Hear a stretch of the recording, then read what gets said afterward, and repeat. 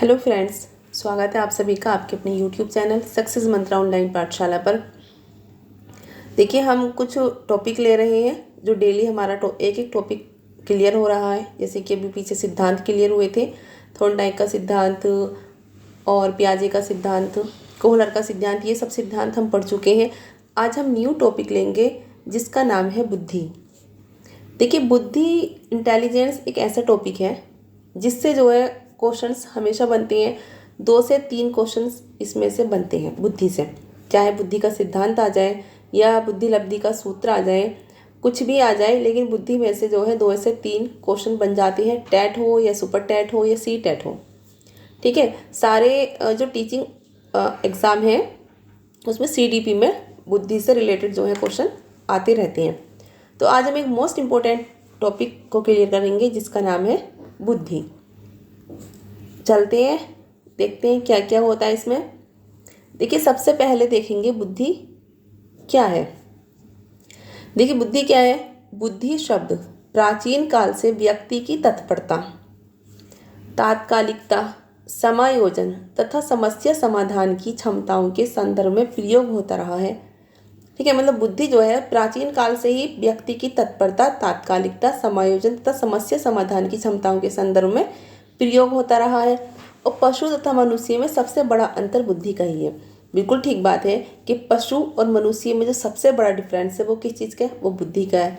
ठीक, क्योंकि मनुष्य के अंदर बुद्धि है जिसका यूज़ करके वो कुछ भी काम कर सकता है, वो अच्छे से अपनी सोच को ठीक रख सकता है और कुछ भी अच्छे से कर सकता है। ठीक है,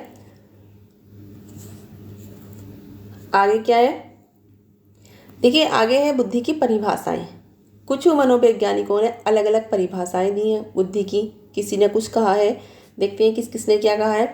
देखिए, सबसे पहले बकिंघम के अनुसार क्या है। बकिंघम कहते हैं कि बुद्धि सीखने की योग्यता है। देखिए, क्वेश्चन बन जाते हैं, परिभाषा आ जाती है, कोई भी डेफिनेशन आती है और पूछ जाता है कि बताइए किसकी डेफिनेशन है, किस मनोविज्ञान की डेफिनेशन है। तो बकिंघम होते ने कहा है कि बुद्धि सीखने की योग्यता है। फिर है वुडवर्थ ने क्या क्या कहा है, बुद्धि कार्य करने की एक विधि है। ठीक है, बुद्धि कार्य करने की एक विधि है, ये वुडवर्थ के अकॉर्डिंग है। फिर टर्मन के अकॉर्डिंग क्या है, बुद्धि अमूर्त चिंतन की क्षमता है। बुद्धि अमूर्त चिंतन की क्षमता है, ये टर्मन ने कहा है। इस टर्न ने क्या कहा है, जीवन की नवीन समस्याओं के प्रति समायोजन करने की सामान्य चेतन क्षमता ही बुद्धि है। देखिए, इंपॉर्टेंट डेफिनेशन है कि जीवन की नवीन समस्याओं के प्रति समायोजन करने की सामान्य चेतन क्षमता ही बुद्धि है। किसके अकॉर्डिंग, स्टर्न के अकॉर्डिंग। ठीक है, उसके बाद है फ्रीमैन के अकॉर्डिंग क्या है, बुद्धि प्रक्रियाओं के अधिगम की योग्यता है अथवा नवीन कार्यों को पूरा करने की सामर्थ्य है जो कि क्रियाशील दृष्टि से लाभप्रद है। ठीक है, ये है फ्रीमैन के अनुसार है। तो ये सारी जो है ये बुद्धि की डेफिनेशन दे रखी है कि बुद्धि क्या है। सब मनोवैज्ञानिक ने अलग अलग बताया कि बुद्धि क्या है। किसी ने कहा है कि बुद्धि कार्य करने की एक विधि है, किसी ने कहा है कि बुद्धि अमूर्त चिंतन की क्षमता है, किसी ने कहा है कि बुद्धि समस्याओं का समाधान है। ठीक है, क्योंकि अगर बुद्धि होती है तभी तो समस्याओं का समाधान हम कर सकते हैं। अगर हमारे अंदर बुद्धि है तो हम किसी भी समस्या का, प्रॉब्लम का सॉल्यूशन हम निकाल सकते हैं। ठीक है, ये रही कुछ डेफिनेशन। अब देखिए, अब है बुद्धि की विशेषताएं। बुद्धि की क्या क्या विशेषताएं होती हैं।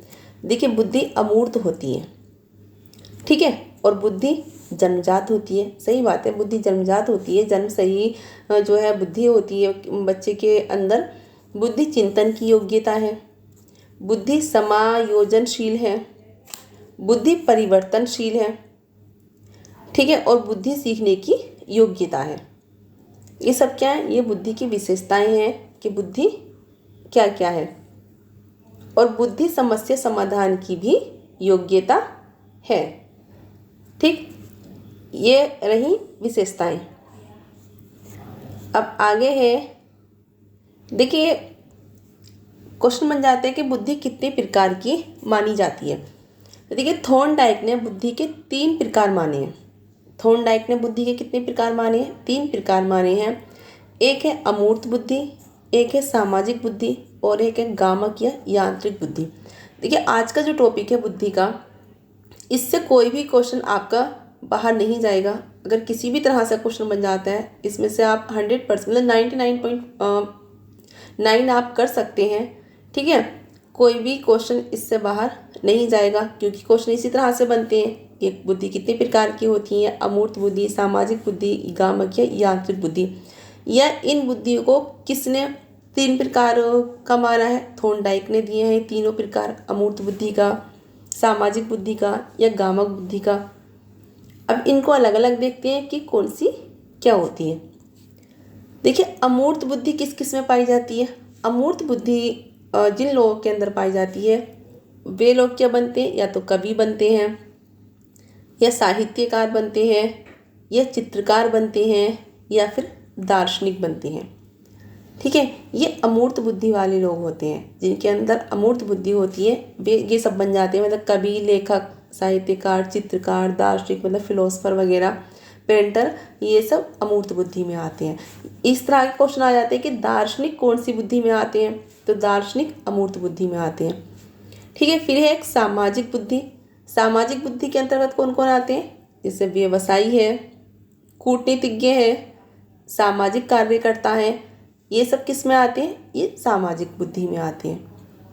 ठीक है, फिर गामक या यांत्रिक बुद्धि। अब देखिए यांत्रिक बुद्धि से ही पता चल रहा है कि इसमें कौन कौन से व्यक्ति आएंगे, है ना, लेकिन इसके 2 नाम है, गामक भी कहते हैं उसको और इसको यांत्रिक बुद्धि भी कहते हैं।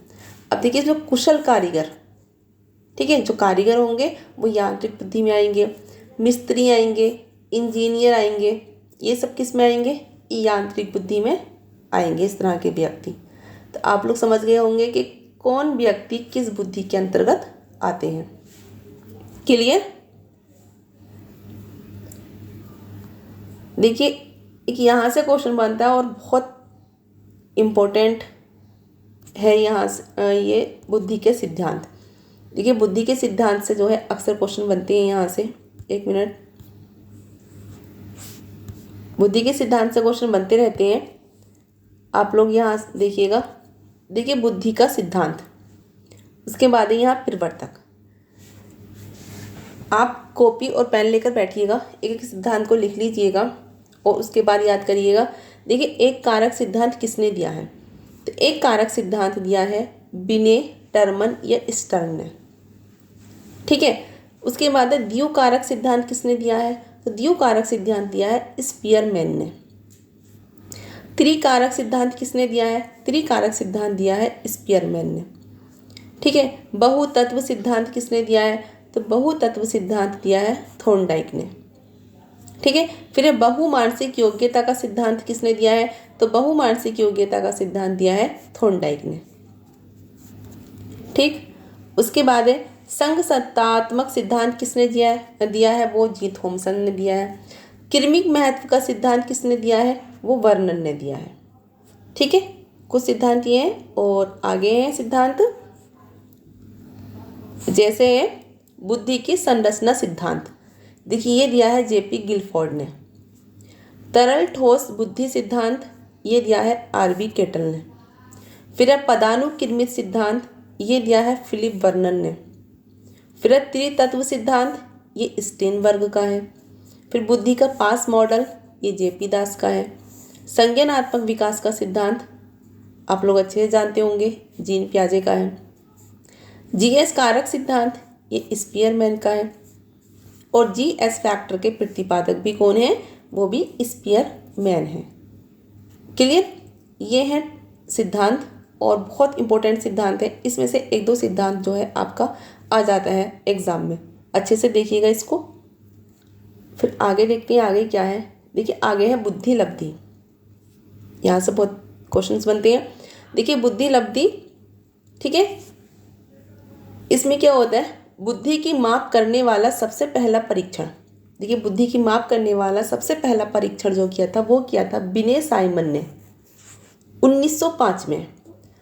और किस भाषा में, फ्रेंच भाषा पर किया था। देखिए कितने सारे क्वेश्चन यहाँ से बन रहे हैं कि बुद्धि की माप करने वाला सबसे पहला परीक्षण जो किया था किसने किया था, बिने साइमन ने किया था। कब किया था, 1905 में किया था। और किस भाषा पर किया था, फ्रेंच भाषा पर किया था। क्लियर। फिर 1916 में टर्मन ने बुद्धि लब्धि का सूत्र प्रतिपादित किया। देखिए क्वेश्चन बनता है कि बुद्धि लब्धि का सूत्र किसने प्रतिपादित किया था, तो 1916 में टर्मन ने बुद्धि लब्धि का सूत्र प्रतिपादित किया था। फिर IQ को विलियम स्टर्न ने परिभाषित किया था। IQ को जो परिभाषित किया है वो क्या था, विलियम स्टर्न ने। क्लियर, 3 पॉइंट है और तीनों मोस्ट इंपॉर्टेंट पॉइंट है, अच्छे से देख लीजिएगा आप लोग। ये है बुद्धि लब्धि। अब देखिए ये हमेशा क्वेश्चन आता है यहाँ से, और ये क्वेश्चन तो ये लगा लो टेट का एक मतलब फेवरेट क्वेश्चन है। बुद्धि लब्धि का सूत्र हमेशा बनता है कि बुद्धि लब्धि का सूत्र क्या है। बुद्धि लब्धि का जो सूत्र होता है, फॉर्मूला है इसका, मानसिक आयु अपॉन वास्तविक आयु इंटू 100, मतलब MA अपॉन CA और इंटू 100, मतलब mental as upon chronological age और इंटू 100। इस तरह से जो है इसका सूत्र बनता है, फॉर्मूला बनता है। अब जैसे कि क्वेश्चन भी आते हैं इसको, जैसे कोई क्वेश्चन बन जाए कि किसी बालक की मानसिक आयु कितनी है, 15 वर्ष है। ठीक है, क्या कहा है, ये मानसिक आयु मतलब मेंटल एज 15 वर्ष हो गई। उसके बाद उसकी वास्तविक आयु 12 वर्ष है। वास्तविक आयु मतलब क्रोनोलॉजिकल एज कितनी है, 12 वर्ष है। तो उसकी बुद्धि लब्धि क्या होगी बताइए। तो हम कैसे निकालेंगे, देखिए पहले क्या है, मानसिक आयु है, तो मानसिक आयु कितनी दे रखी है, 15 दे रखी है। ठीक है, उसके बाद है वास्तविक आयु अपॉन वास्तविक आयु कितनी दे रखी है, 12 दे रखी है। ठीक, इंटू 100 कर देंगे इसको। ठीक है, तो इसका निकल जाएगा जैसे 125 इसकी बुद्धि लब्धि आ जाएगी इस बच्चे की। तो इस तरह से बुद्धि लब्धि निकालते हैं। कभी कभी आता है कि ओनली बुद्धि लब्धि का सूत्र ही आ जाता है, और कभी कभी क्वेश्चन दे देते हैं, जैसे कि जूनियर टैट में क्वेश्चन आता है कि किसी बालक की मानसिक आयु 15 वर्ष है और उसकी वास्तविक आयु 12 वर्ष है, तो बताइए उसकी बुद्धि लब्धि क्या होगी। तो बुद्धि लब्धि हम फिर इस तरह से निकाल लेते हैं। आई होप आप लोग अच्छे से समझ गए होंगे। ठीक है, चलते हैं आगे। देखिए यहाँ से भी आता है क्वेश्चन बुद्धि लब्धि का वर्गीकरण। जैसे 140 से अधिक अगर किसी की बुद्धि लब्धि आती है तो वो क्या होता है, वो प्रतिभाशाली होता है। जैसे अभी पीछे वाले क्वेश्चन में कितनी बुद्धि लब्धि आई थी, 125 आई थी, है ना, 125 आई थी। तो 125 किस में आएगी, 120 से 140 तक 125 आ रही है, बीच में आ रही है। तो ये कौन सी बुद्धि का व्यक्ति होगा, ये हो जाएगा पिरखर बुद्धि। इस बच्चे की बुद्धि कौन सी हो जाएगी, पिरखर बुद्धि में वो बच्चा आ जाएगा। अगर 140 से अधिक है तो प्रतिभाशाली में आएगा, और अगर 120 से 140 के बीच आ रही है उसकी बुद्धि लब्धि तो वो पिरखर बुद्धि में आ जाएगा। और अगर 110 से 120 के बीच में उसकी बुद्धि लब्धि आ रही है तो वो उत्कृष्ट बुद्धि का बच्चा कहलाएगा। समझ में आ रहा होगा। ये जो है ये 140, 120 से 140, 110 से 120, ये क्या है, ये जो अभी हमने बुद्धि लब्धि निकालनी हमने पीछे सीखी थी, MA अपॉन CA इंटू 100 से जो बुद्धि लब्धि निकलेगी वो ये है। जितनी बुद्धि लब्धि यहाँ पे निकलेगी, जैसे 90 से 110 किसी की निकली, 90 से 110 के बीच निकली तो वो बच्चा सामान्य बुद्धि का हो जाएगा। ठीक, और किसी की 80 से 90 तक है तो वो मंद बुद्धि का बालक कहलाएगा, और किसी की 70 से 80 के बीच अगर बुद्धि लब्धि है तो वो निर्बल बुद्धि का बच्चा कहलाएगा। आई होप समझ में आ रहा होगा आप सबके। देखिए और भी है, अगर कोई बच्चे की बुद्धि लब्धि किसी की 50 से 70 के बीच आती है तो वो मूर्ख कहलाएगा। अगर किसी की 25 से 50 के बीच में आती है तो वो मूढ़ बुद्धि का बच्चा कहलाएगा, और अगर किसी की 25 से नीचे आती है तो वो जड़ बुद्धि का बच्चा कहलाएगा। समझ में आया आप लोगों के। तो ये रहा वर्गीकरण के मतलब कितने बुद्धि लब्धि तक क्या कहलाता है बच्चा। प्रतिभाशाली कहाँ पे होता, उत्कृष्ट कहाँ पे होता, मंद बुद्धि कहाँ पे होता, जड़ बुद्धि कहाँ पे होता। ये मोस्टली दे देते हैं। सपोज कि 90 से 110 के बीच अगर बच्चे की बुद्धि लब्धि आ रही तो बताइए बच्चा कौन सी बुद्धि का बालक होगा। तो कौन सी बुद्धि का हो रहा है, यहाँ पर आ जाता है सामान्य बुद्धि का बच्चा वो कहलाएगा। 90 से 110, तो इनको याद करने की ज़रूरत है आप लोगों को, अच्छे से याद कीजिएगा। और देखते हैं आगे भी कुछ है क्या। अच्छा, आगे कुछ नहीं है, बस आज इतना ही था। एक छोटा सा टॉपिक था बुद्धि, और जो मैंने कोशिश की आपको समझाने की और एक ही वीडियो में सब कुछ लाने की, बुद्धि की डेफिनेशंस और बुद्धि के सिद्धांत, बुद्धि का वर्गीकरण और बुद्धि लब्धि निकालने का फॉर्मूला वगैरह, ये सब कुछ इसमें दे रखा है। आई होप आप लोग अच्छे से समझ गए होंगे और फीडबैक दीजिएगा आपको क्लास कैसी लगी। मिलती हैं फिर नेक्स्ट वीडियो में, तब तक के लिए आप लोग अपना ख्याल रखिएगा।